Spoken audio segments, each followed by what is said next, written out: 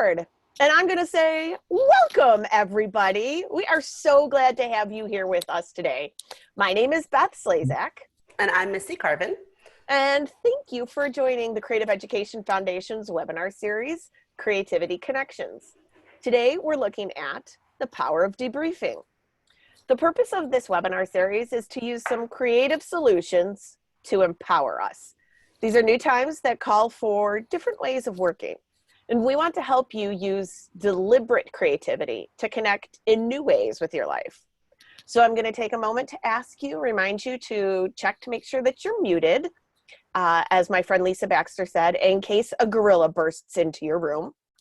And if you have any comments or questions, please take advantage of the chat box. So the first thing that we'd like to ask you to share in the chat box is, who have you thanked this week for something they have done? For me, I have thanked my husband a lot. He is a total rock star. And I have had to say, I've had the opportunity to say thank you to him for being an incredible parenting partner many times this past week. This whole time, there is a friend of mine who has created an amazing community of activities for people to participate in. And she has just opened this up for so many people so that we've had this opportunity to reconnect, to try new things, and to learn. And I'm very grateful for what she's done. I'm seeing so many lovely things in the chat for people who have thanked others, including for doing balloon drops and taking care of other family members and cooking dinners, setting out snacks for trash collectors. So y'all have a lot to be thankful for, and I'm really happy that you recognize that. So for anybody who's been in a workshop of any kind, you have probably experienced or led a debrief. The dictionary definition of debrief is to question someone, typically a soldier or a spy, about a completed mission or undertaking. I'm going to guess that most of you listening today are not spies, or are you? But debriefing is useful no matter your occupation. Over the past few weeks, we've shared a variety of tools and techniques with you, and you do not need to debrief every time you do a creative activity, but planning to debrief can be helpful to process things as they happen. Understanding or processing what you've done or experienced helps to deepen any learning and to discover underlying feelings or emotions. Anything pulled out can be then discussed and dealt with, which is healthier and more productive than just ignoring or hiding issues. It also reinforces positive direction taking. By that I mean, when you realize what a challenge is and you can have taken steps to solve or deal with it, you can then look at the bigger picture and see other related challenges. Myself as a flaming extrovert, I think that's both of us. I think that's both of us. I often don't know what I think or feel about something until I talk about it out loud. Hearing my own words helps me to crystallize my thinking. That said, one very simple form of debriefing that can be done all by yourself, whether you're an introvert or an extrovert, is journaling. Whether you keep a daily diary or just sporadically write down what you're thinking and feeling after something happens, journaling is a really wonderful way to start to incubate, evaluate, analyze, and recognize patterns. And then once you found your insights, you can make a plan to change your actions. Another super simple debriefing technique is just finding a partner and talking things through. Make sure you focus on finding patterns and solutions, ask questions, review what you've done and how you felt, and then share the results or actions that come out of the activity. You can do this verbally, or if it's more comfortable, in a written form. We want to show you a couple of debriefing tools that you can use in almost any situation, whether that's work or family or stuck at home. There's a tool that we have used, Beth and I, with creative problem solving called triangle, circle, square. But to debrief, we need to first do a quick activity. So here is something that we made based on something we found on Facebook called COVID Bingo. Take 2 minutes, look it over, and figure out how many squares you personally could check off.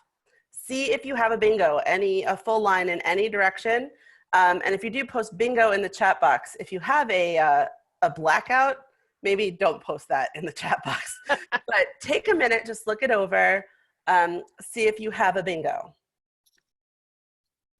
And I will time you.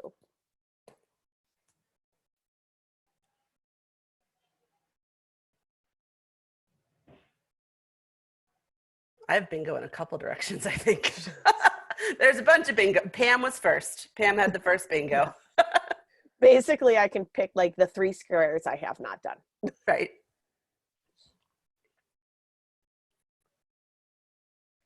All right, we'll give it just another minute to make sure everybody got a chance to read them all.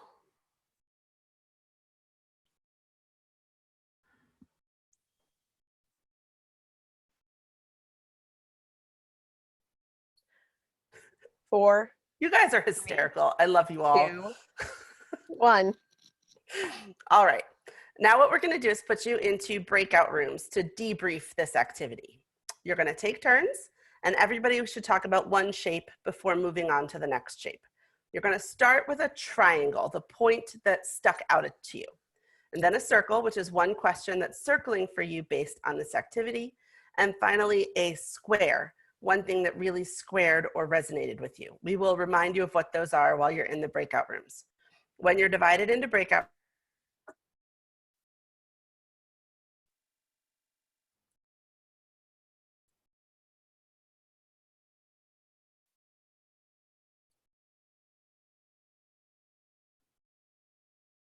Missy, we lost your sound.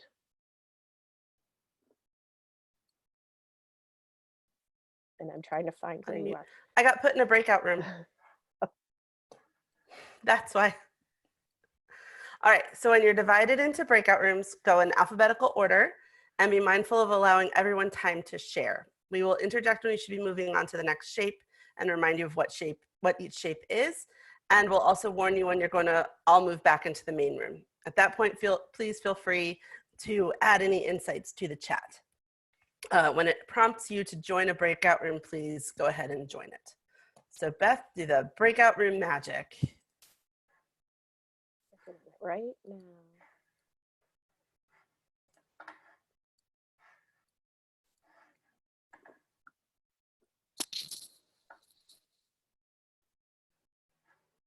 So previously, it automatically just divided people up into breakout rooms. Mm-hmm. This time, I had to individually go, and I wasn't reading the names, which is why you must have been at the top. That's why I must have been. I was like, I'm in a breakout room with people. So do you want to send out a message that says what the triangle is? Go alphabetical order and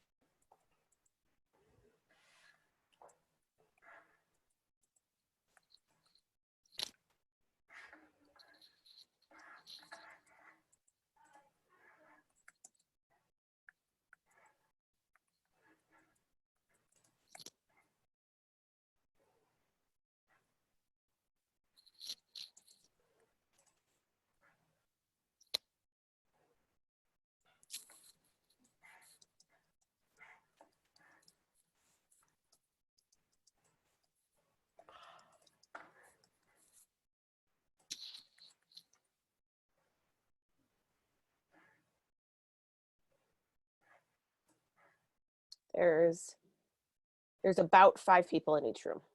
okay. Except for breakout room that has 6.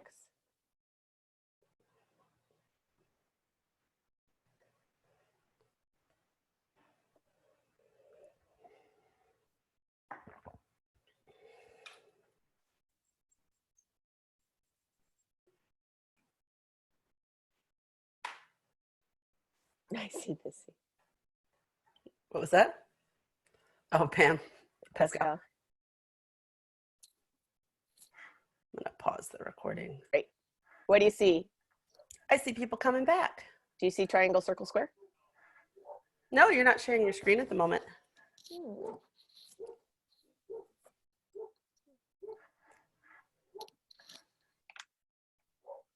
One breakout room came back anyway.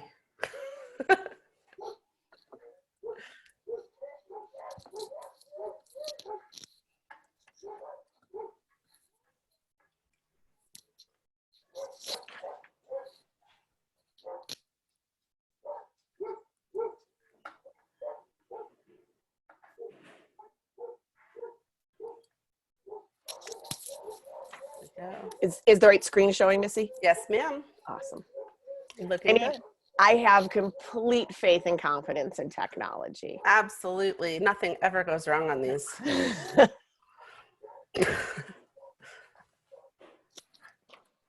Are we all back? We have about 24 people back.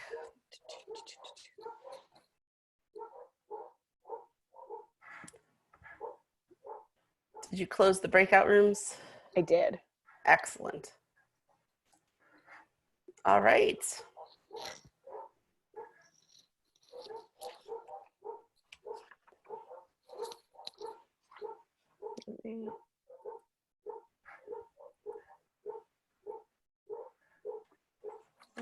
Okay. Somebody's dogs want to debrief with us. I think they do. Yeah. I think FedEx is here. Oh boy. They have a lot to say on that subject. So thank you all for playing along with that debrief. If you have, ignore my dog. Love that. Insights from that exercise or the debrief, you can feel free to add them to the chat. Our next debrief tool is called Rose, Thorn, Bud. We will do this one kind of together. So take a minute right now to reflect on the last 6 weeks. I think I saw somewhere it was like 209 hours. I'd like you to focus on things that have been beautiful, things that have pricked at you, and things that are in a bud state that have a potential. So we'll demo ours and then ask that you add yours by sharing it in the chat. So my rose, my thing that's beautiful is connecting more often with friends who I normally only see once or twice a year. And my rose is not rushing through dinner because we don't have many evening commitments. So there's time to just sit and be together as a family. So please add your roses, the things that are beautiful right now, to the chat.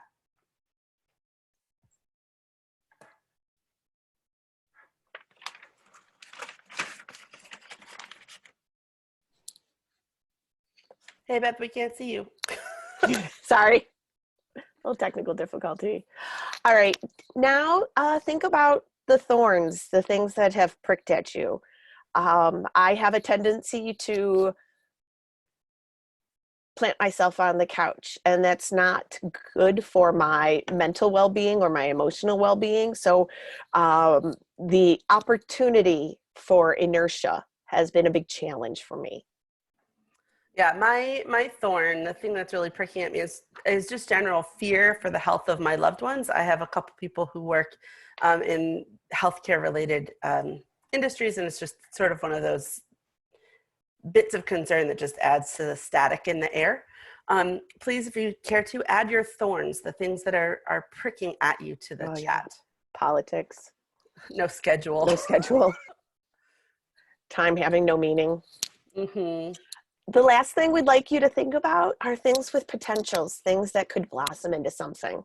Mine is a new yoga practice.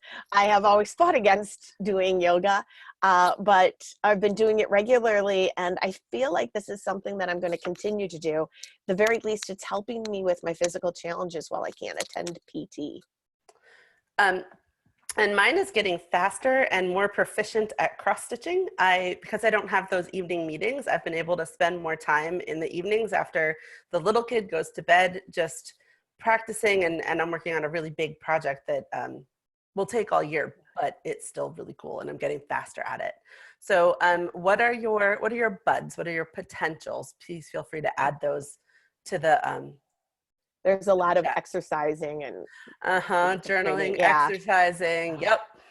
Who knew that, oh, if I only had more time, I would exercise. Actually, it turns out to be pretty true. Good job. We'll include a debriefing handout with this week's webinar recording on our website. It includes these 2 debriefs we did, as well as a few more that you can use. With big thanks to Kitty for creating that resource. So, and finally this week, we have one more debrief for you to consider. We'd like to encourage you to write what's called a Palanca note or letter. Palanca is the Spanish word for lever, and it's a way to lift another person up. Palanca can take many forms, such as acts of service, prayer, or positive thoughts for the person, or letter writing. Beth and I have often had people write Palanca letters in our sessions, and we have written them to each other on more than one occasion. There's much hurt and much beauty out in the world right now, and taking the opportunity to contribute to the beauty helps to build that feeling in the world. It's where you put your attention. Writing a Palanca note or letter is easy. There are absolutely no rules. Just reflect on the person that you're writing to and write from the heart with the intent for your note to lift them up. So our key takeaways for this week are that processing often needs to be done on purpose, and it should be done regularly. Do not ignore the negative when debriefing, but also don't end with that. You should leave the process on an upbeat if you can. And sharing beauty and not germs is caring. Please sign up for virtual SIPSI in June. The Creative Problem Solving Institute is going viral. No, I mean virtual. Same thing. With a series of more than 30 webinars that'll be spread over 3 weeks, all in the month of June. You can check out our website, www.cpsiconference.com, for more information and how to register. We would like to thank the entire Creative Education Foundation community, and a special thanks to Emily, our producer, who keeps doing things even when we forget to share them with her. Also, we'd like to thank you for joining us every week. We love your feedback and any ideas, so keep that coming. And keep connecting creatively. Thanks, everybody. Thank you. Now I can see the camera.